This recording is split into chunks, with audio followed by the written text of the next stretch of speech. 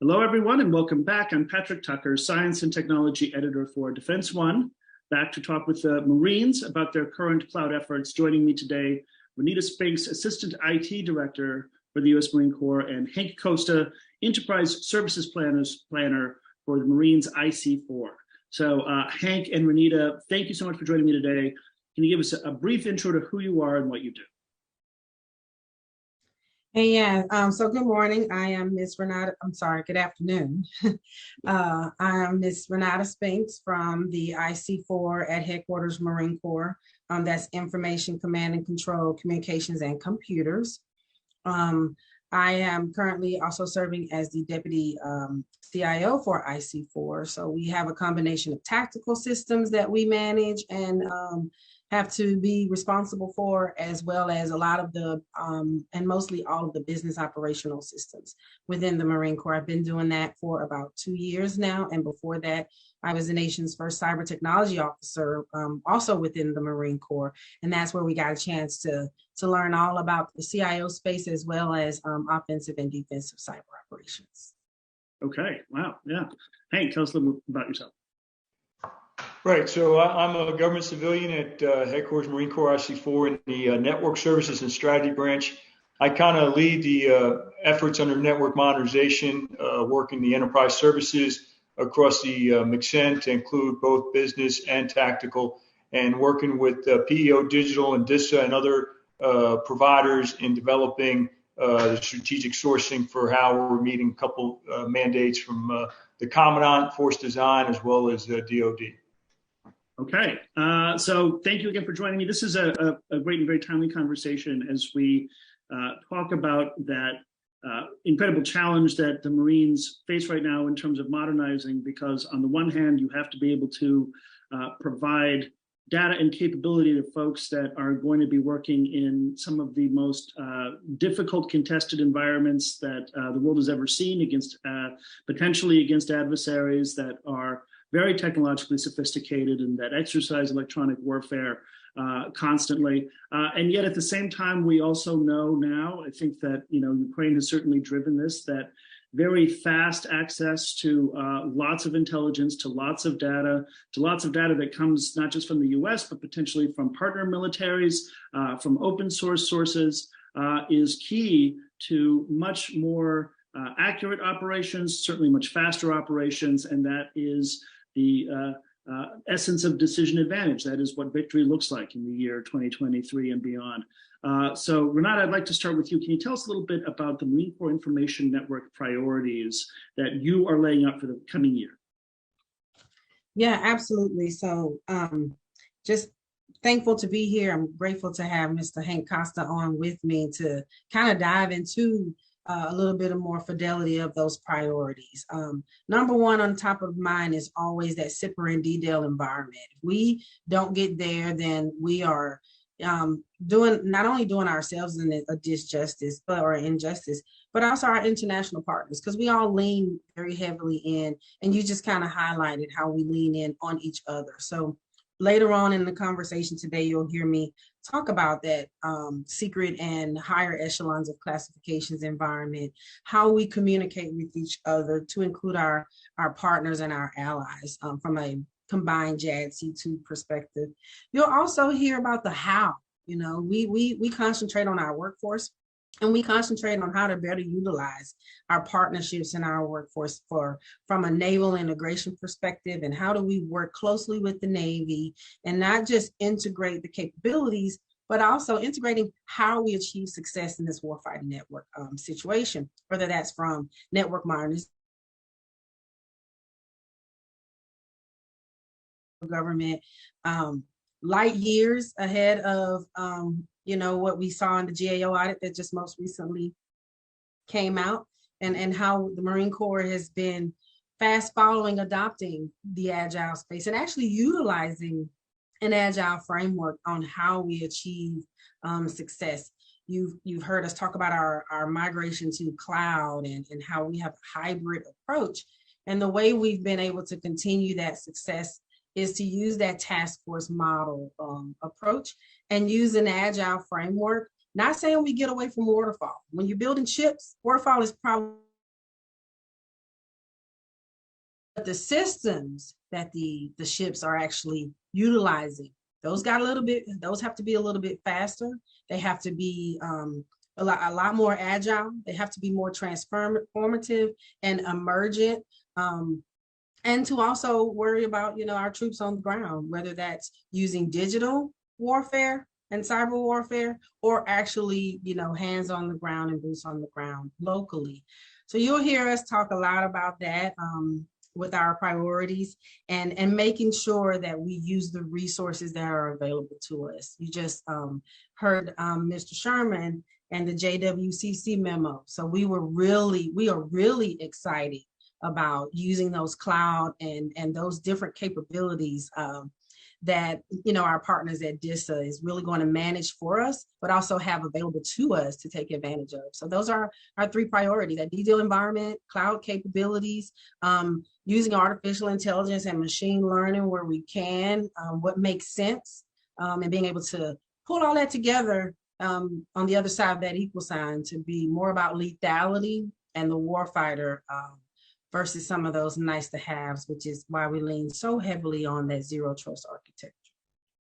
Yeah, let me take that to Hank. Can you tell us a little bit about the zero trust implementation plan and how important it is for this vision of helping Marines both work in a potentially information contested environment, but one that's also actually rich with infrastructure, information technology infrastructure, with cables and connectivity that might not be friendly connectivity, but that you still might be able to use, and how that zero trust vision, that paradigm, allows the military to potentially do more with less, but getting it right is so important, and if kind of critical to safe operation. So can you tell us a little bit about that zero trust implementation plan?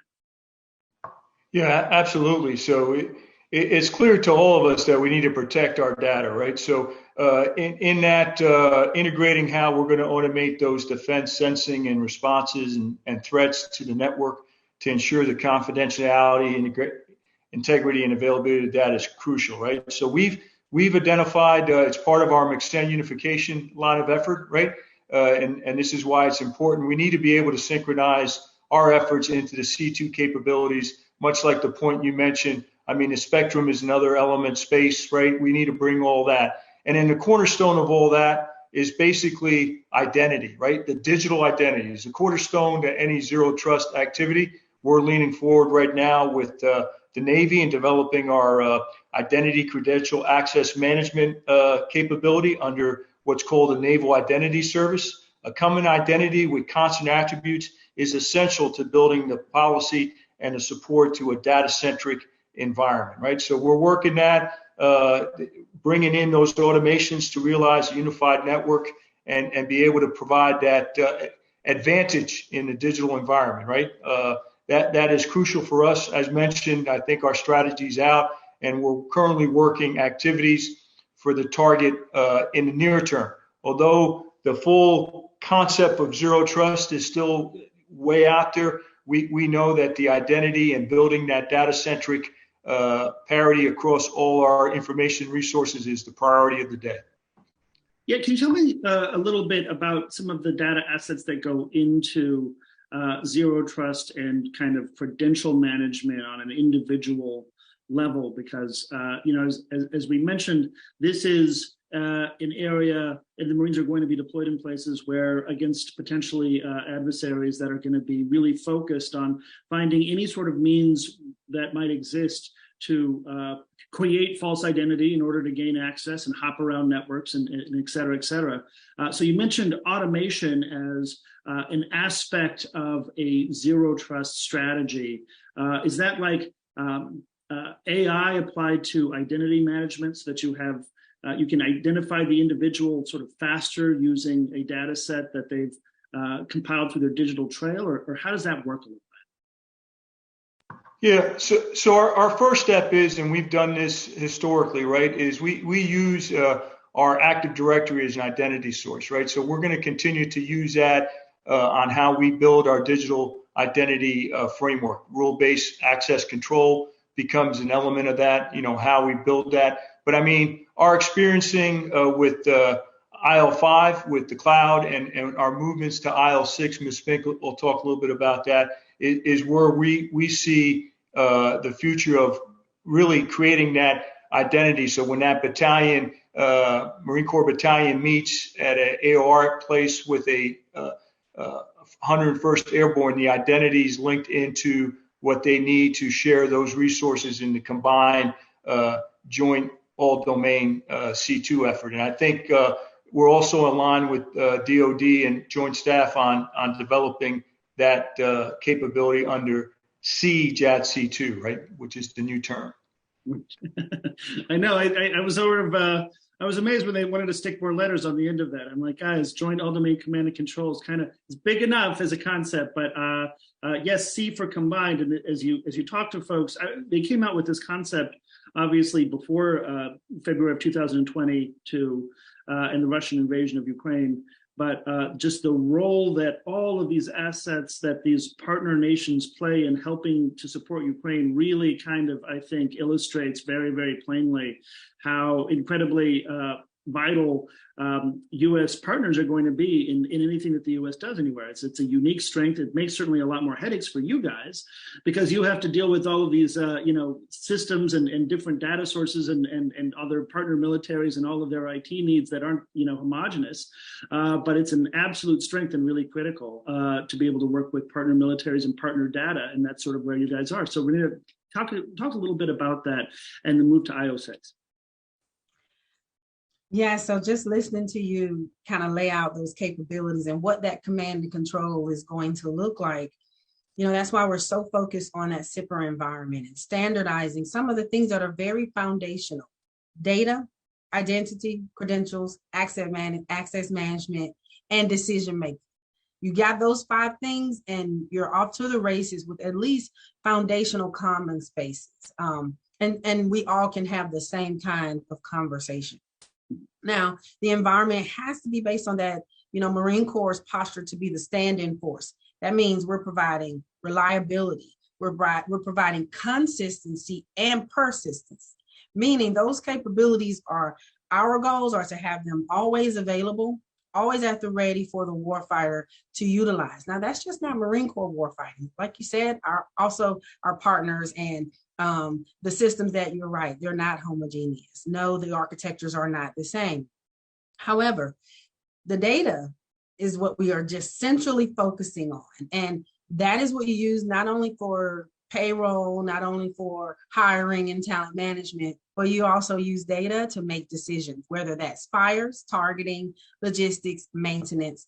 You got to have the data, which is why that adversary is so vicious in no longer attacking our networks. Everyone's working from all over the place, which has been when you think about it, we've always had, from all the way back to Desert Storm, we've always had military personnel all over the world. But we focused in on data and encrypting the network versus, well, let's talk about what's happening at the application layer. Let's talk about what's happening with those packets. And let's try to figure out, do we need to segment? Do we need to make sure that Patrick and Hank is accessing the right type of data sets? And the only way we can do that humanistically is using artificial intelligence and machine learning to do so. Now, the critical piece of that is bad data in, you're going to have bad data out. So again, takes us right back to partnering with all of our stakeholders across the Department of Defense and making sure that we are, what I say, kind of cleaning up the data and making sure that it's relevant, making sure that it's accessible. Currency is important. You hear us talk a lot about cyber currency. That's important.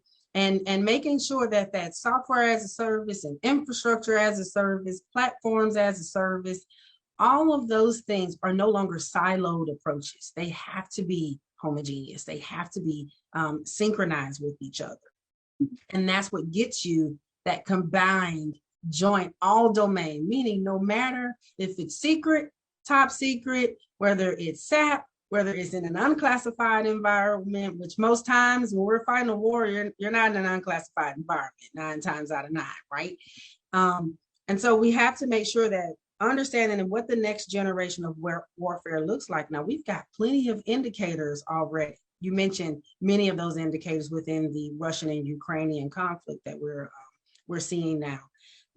But the we Marine Corps has made sure that not only we identify those things, but let's get some reps and sets in. Let's get some exercises in. So you go out to our Camp Pendleton location at McTissa, and you say, okay, what is McTissa doing? And that's where they're figuring out how do we make sense and act on the data that we have in place, as well as informed force design that the Commandant and the ACMAC right now has not only pinned, directions on, but also has given many of those planning guidance and actions on the how. Many times we lean in on what are we doing, where's the policy and where's the governance. The how is where the most complexity comes, and that's really where the critical thinking and action is most important. Yeah, so that's really awesome. I want to turn back to an aspect of that challenge that we moved over very, very quickly, and that is the role that enterprise cloud can play in helping to make sure that data that's not necessarily comes in with all the same standard can more easily be standardized to fit a particular form, but also how enterprise cloud lends itself to much better monitoring of the network for anomalies at scale, as opposed to trying to keep track of different dispersed endpoints for penetrations or for anomalous behavior. So can you talk really quickly about how the migration to a large enterprise cloud environment helps with those things? And then I want to get into the very unique US Defense Department hybrid cloud, which is a mixture of AWS, and you've got Azure, and then you've got at the kind of further tips, Oracle and Google and IBM, I believe. So, but first, the role of enterprise cloud in basically enabling everything that you just talked about. Yeah, so enterprise cloud, the way the Marine Corps has thought about it since, I want to say, and Hank has to keep me honest, I think it was 2018 when we say, at the enterprise, we're going to enable you with infrastructure, we're going to enable you with a platform, and we're going to enable you with security. What that means in a cloud environment is those three things are going to be standard no matter who's accessing that environment, whether it's endpoint security, whether it's data-centric security, or whether it's just the security of your infrastructure.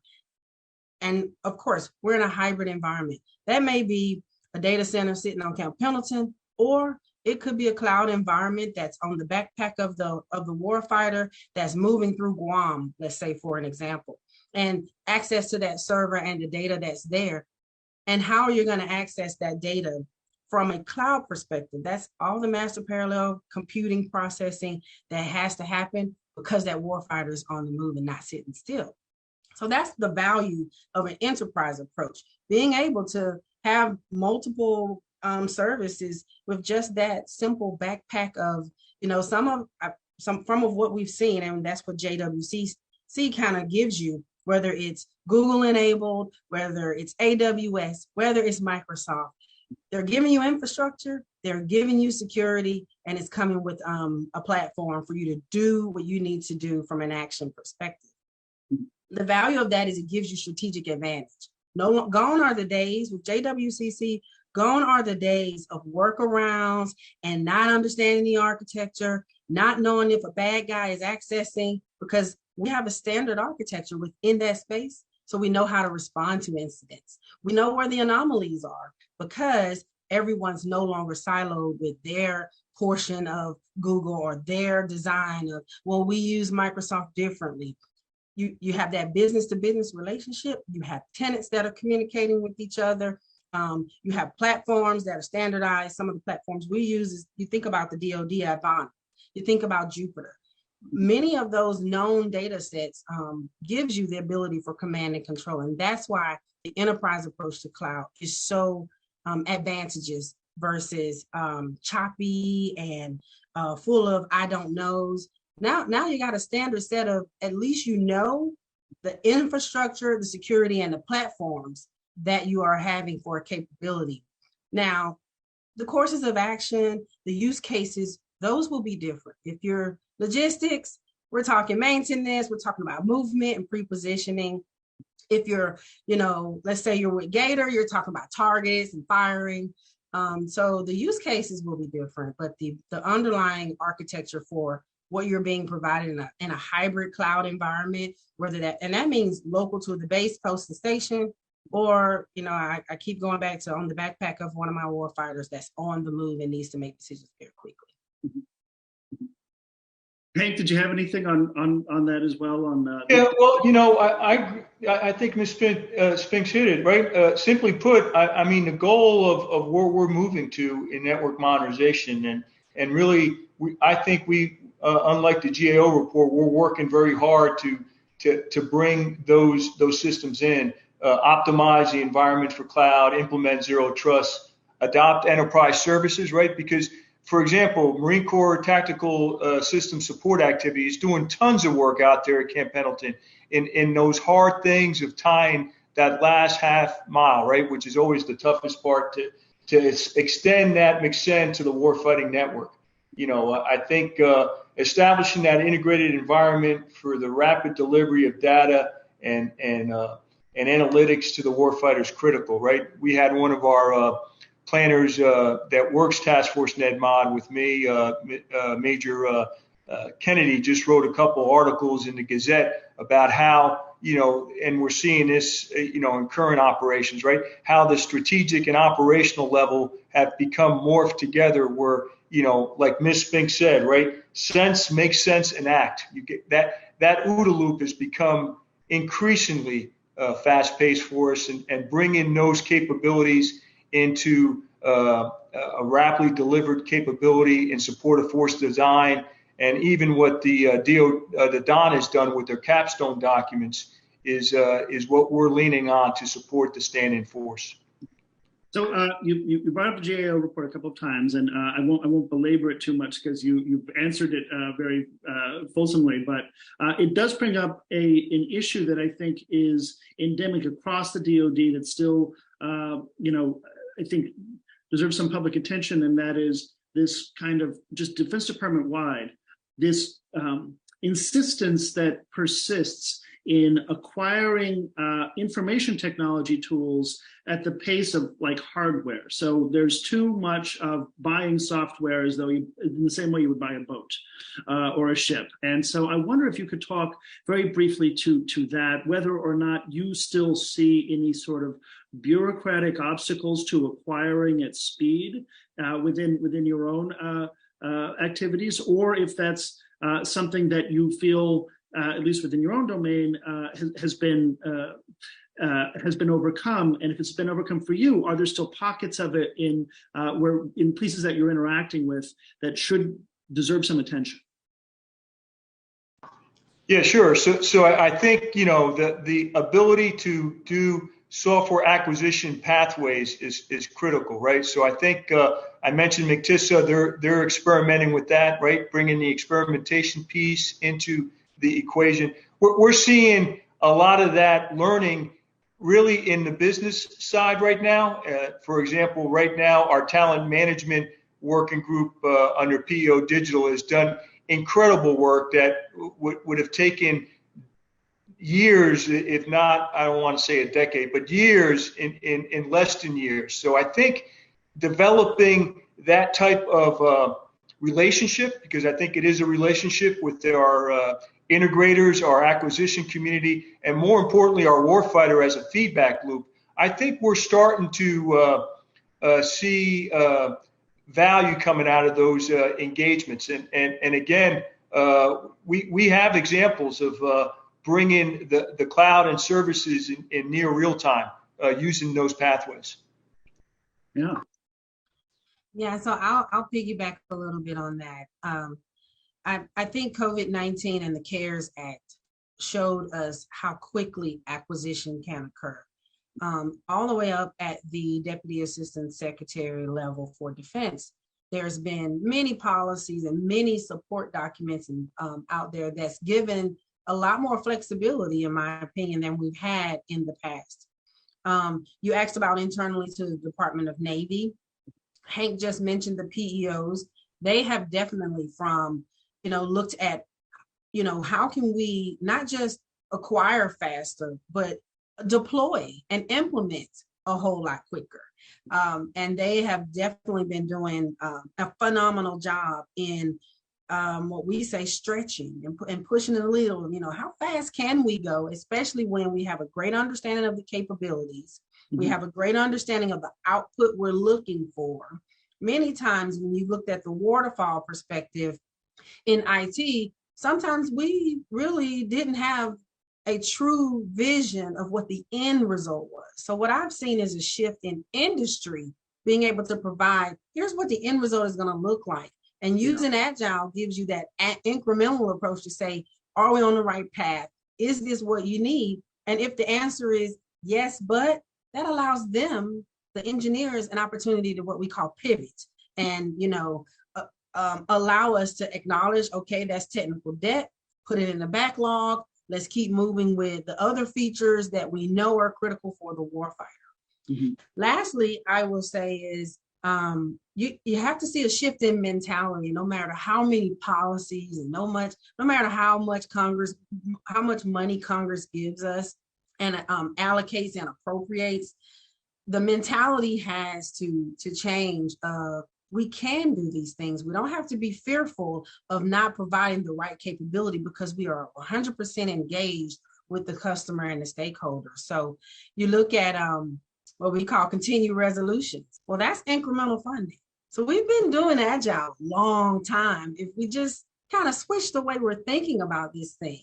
And most times, it's record breaking and it's a conversation almost at the award level when people recognize that, we have a fully passed budget. But most of the times we're working in incremental funding. So within the IT space for the Marine Corps and Department of Navy, I'm definitely seeing the adoption of expecting a continued resolution, expecting to rejustify your budgets and make those challenging conversations and have those conversations of what is unfunded, what's not going to get funded, what's going to be backlogged, and how are we going to make those decisions. And then a strategy that I'm seeing our PEOs do a whole lot more is other transactional authorities.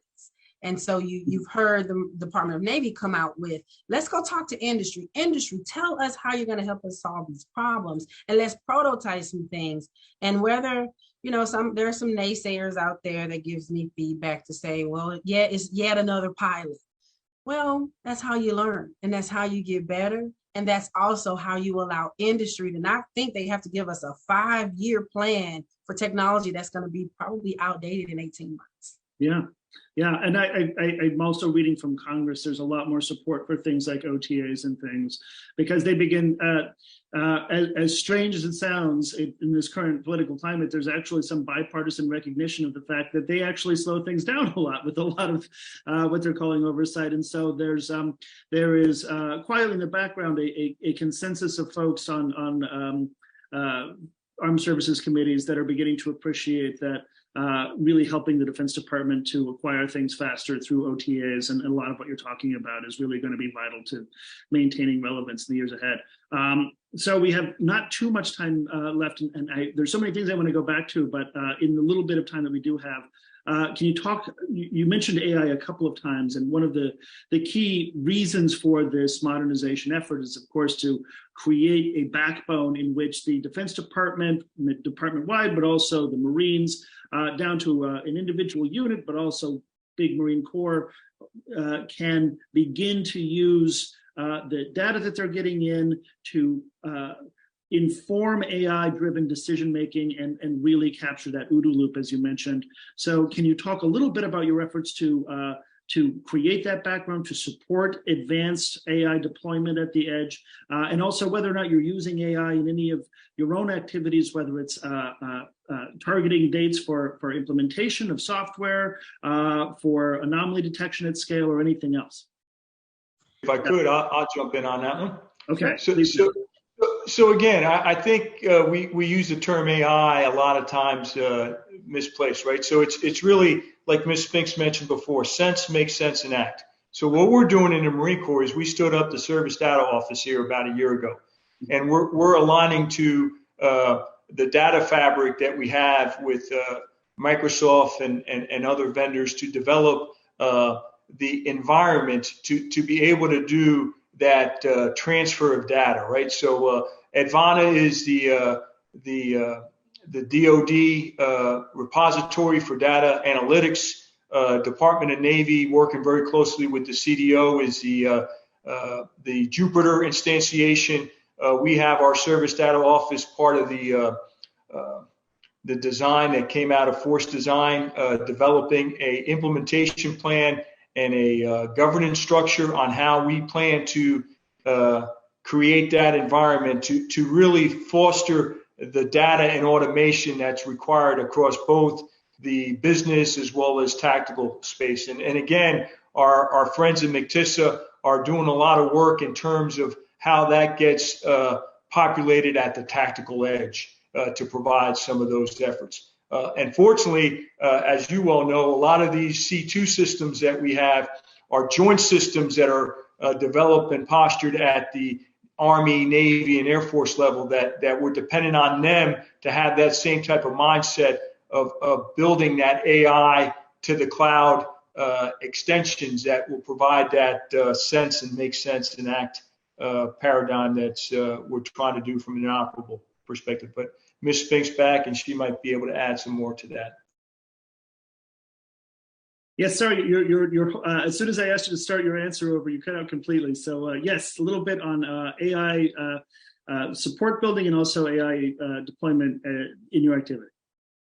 Yeah. Hopefully it stays connected this time. I'm getting all these little notifications to restart for security reasons, but gotta love that artificial intelligence and machine learning that tells you need a security update. But definitely looking at endpoint security, the user security. Comply to connect is a big deal for us, whether that looks like securing our endpoints for like printers and our voice over IPs for our telephonic access, but also looking at how we're utilizing at the edge. And that endpoint security is going to be so critical, because if the bad guy is resident to, you look at our supply chain challenges and the defense industrial base awareness that we're focusing on. If the bad guy's already on our instruments, then we really have we're almost dead in the water, as you would say. But we're using network modernization. Again, you heard me talk about our platforms. We have security reference architecture that's in place, our security architectures that's managing artificial intelligence and machine learning from not only our endpoint securities, but what's occurring throughout the network. And that allows us to set our conditional access up. Meaning when you're teleworking from mom's house next week, or you're back in the Pentagon or on our base posts and stations, we are heavily dependent upon the data that's coming off those sensors. And to sense and make sense of that data, you and I both know it's a lot of logs. There's a lot to try and sift through. So that's why artificial intelligence and machine learning is critical. The multi-cloud environment, I think it gives us what's needed to gain the competitive edge over the adversary. What we see a lot of is one-way tickets into an adversarial's domain. Whereas if we take that zero trust approach and that multi-cloud hybrid approach, you add complexity to implementation of the network and things on the network, but you also add complexity to the bad guy who's trying to attack your capabilities, right? And so you get a bit of a win-win situation there. I'm not really sure if you've heard about Project Overmatch and the Naval Tactical Grid. Yes, that's the Navy's kind of contribution to the broader Defense Department JADC2 experimentation effort. So there's ABMS in the Air Force, there's Convergence in the Army, and Navy has Overmatch, which is arguably one of the more important. They don't talk about it as much. But so please, if you could outline a little bit of how you're supporting Project Overmatch and how all of this helps support that too.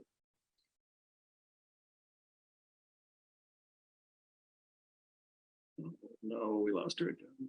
Okay. Well, I mean, I can talk to you about Project Overmatch and how we're fielding the optimization of our network architecture to enhance the distributed maritime operations, littoral operations, and again, Project Overmatch is both a deliberate naval effort as well as our contributions to JADC2. So, like I mentioned before about MXN unification, right? Extending it out to to the tactical edge in line with the naval tactical grid. So we're actively experimenting and demonstrating machine-to-machine, multi-domain command and control in those concepts across multiple domains, right? And again, MCTISA is an enabler there. They have a lab environment out there in Camp Pendleton that's looking at and focusing on those expeditionary and naval integration objectives to enable those fleet kill chains and achieve that what we discussed before, that decisional advantage in the information environment. Yeah. Yeah, well, and so we'll certainly be watching that, and because Project Overmatch is very much a leader in terms of some of these exercises to actually demonstrate JADC2 capability, and at some point we're going to watch all of these efforts across different services merge into what will be called JADC2 briefly, but it's more a journey than a destination, as I think we all are beginning to understand. So that is all the time we have for this presentation. So thank you so much, Ms. Renata and Hank, for being here, sharing your insights. After our last underwriter presentation, my colleague Edward Graham from NextGov FCW will conclude our event with Lily Zelke, the Deputy Chief Information Officer for Information Enterprise at the Department of Defense. But Hank and Renata, thank you so much for being here.